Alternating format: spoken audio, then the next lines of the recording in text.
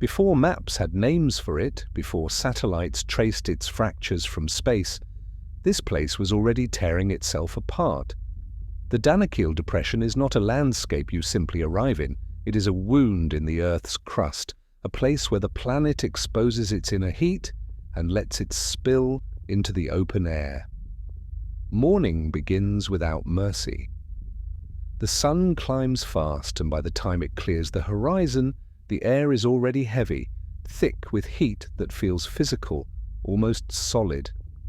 Temperatures rise beyond 50 degrees Celsius. Metal burns to the touch, plastic softens, breath becomes work. This basin lies more than 100 meters below sea level, trapped between Ethiopia and Eritrea, inside the Afar triangle, where three tectonic plates are pulling away from each other in slow, unstoppable violence. The Arabian plate drifts northeast, the Nubian plate shifts west, the Somali plate slides southeast.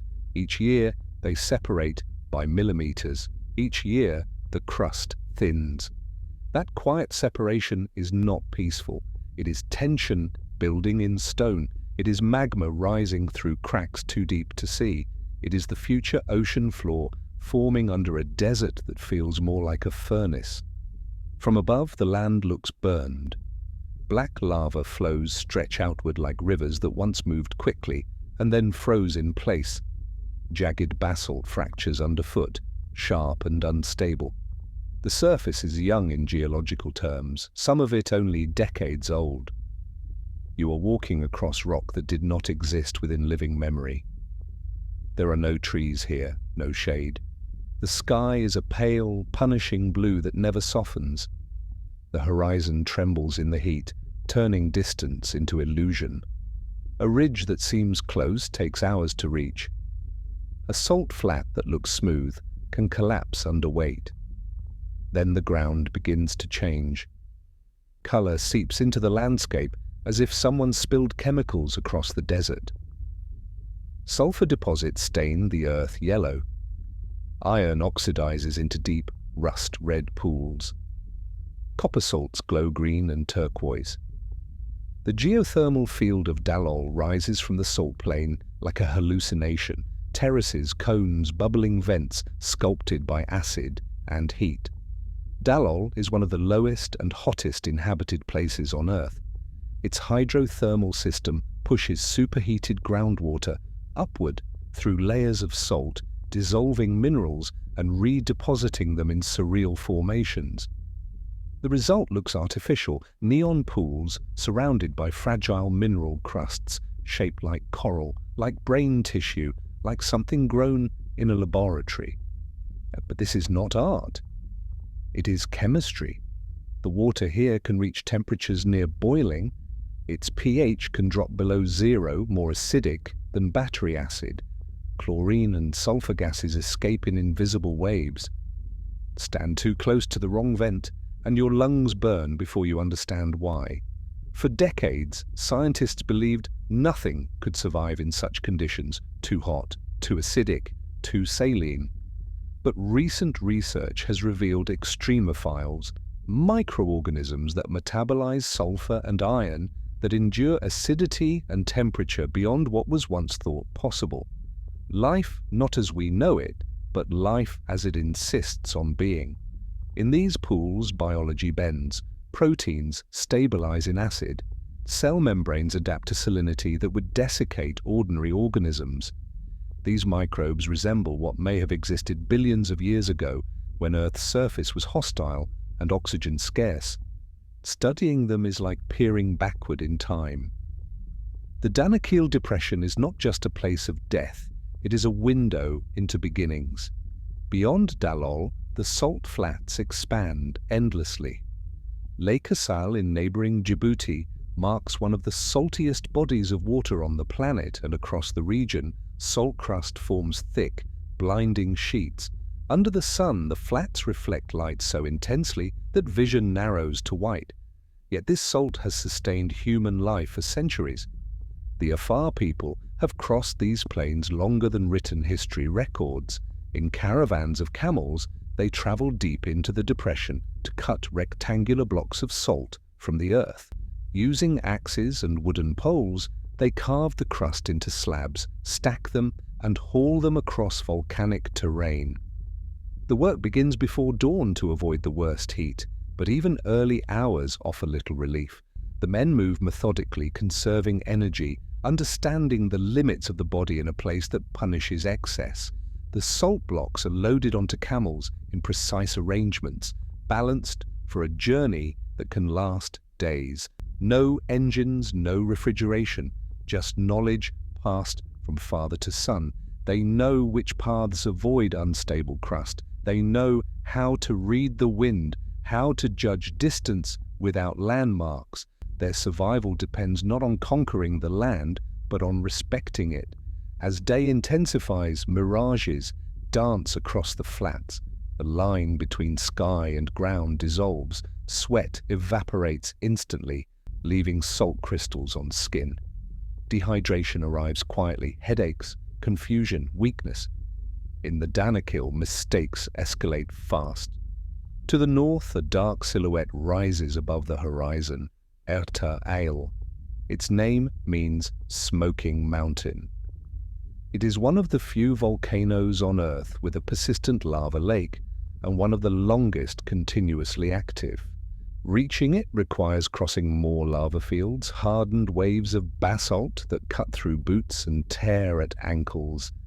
The climb is gradual but relentless. Heat radiates not only from above, but from the ground itself, stored in black rock. At the summit, the crater opens like a doorway into the planet's interior. Inside, molten lava churns in a glowing pool, orange and red, its surface constantly breaking and reforming. Gas bubbles rise and burst, cracks appear, shift, vanish. The lake pulses as if breathing. This lava originates from deep mantle material, rising through fissures created by the rifting plates.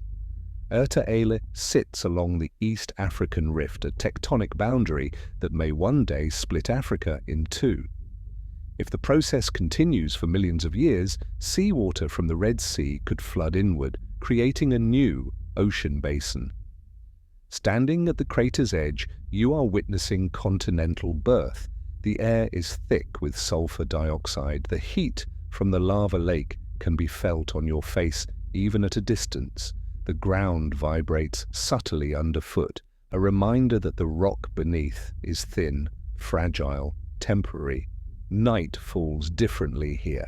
Without moisture in the air, stars burn with unusual intensity. The Milky Way stretches clearly overhead, mirrored by the molten glow below. Above, cold cosmic light. Below, liquid fire. The contrast is almost mythic. Ice-cold space and burning earth separated by only a few hundred meters of crust. Yet even in darkness, the heat lingers. Rocks radiate stored energy. Wind, when it comes, carries dust and the faint scent of sulfur. There are no insects humming, no distant animal calls. Silence dominates. It is not an empty silence, it is the sound of geology working. Earthquakes ripple through this region regularly. Some are minor, barely perceptible. Others fracture ground, open new fissures, release fresh flows of magma. In 2005, a massive dike intrusion event split the surface for over 60 kilometers, magma forcing its way upward in a dramatic demonstration of tectonic stress. Satellites captured the ground moving meters in days. What usually takes centuries happened in weeks. The planet flexed. The Danakil Depression is often described as hellish, but hell implies punishment. This place is not punishing, it is indifferent. It operates on physical laws older than humanity, and yet humans are here. Scientific teams venture into the basin to measure gas emissions, to analyze mineral deposits, to study microbial life. Their equipment must withstand extreme heat and corrosion. Batteries drain quickly, electronics fail, even plastic degrades under ultraviolet radiation and temperature. Fieldwork becomes a race against the sun. The data collected here informs more than geology. It guides planetary science. The acidic, saline pools of Dalol resemble environments believed to exist on Mars in the distant past. By studying extremophiles in the Danakil, researchers refine the search for extraterrestrial life. Ironically, one of the most alien landscapes on Earth may help us understand worlds beyond it. But the Danakil is not static. Salt crust dissolves and reforms. Hydrothermal vents shift. Lava lakes rise and fall. The entire depression is in transition. In geological time, this desert may become coastline. Coral reefs could one day grow where acid pools now boil. The thought is almost impossible to imagine. Water replacing fire. Fish swimming over former lava fields, the hottest place on Earth, transforming into sea. That transformation is not guaranteed. It depends on plate movements continuing, on subsidence outpacing uplift, on global sea levels cooperating. But the potential is real.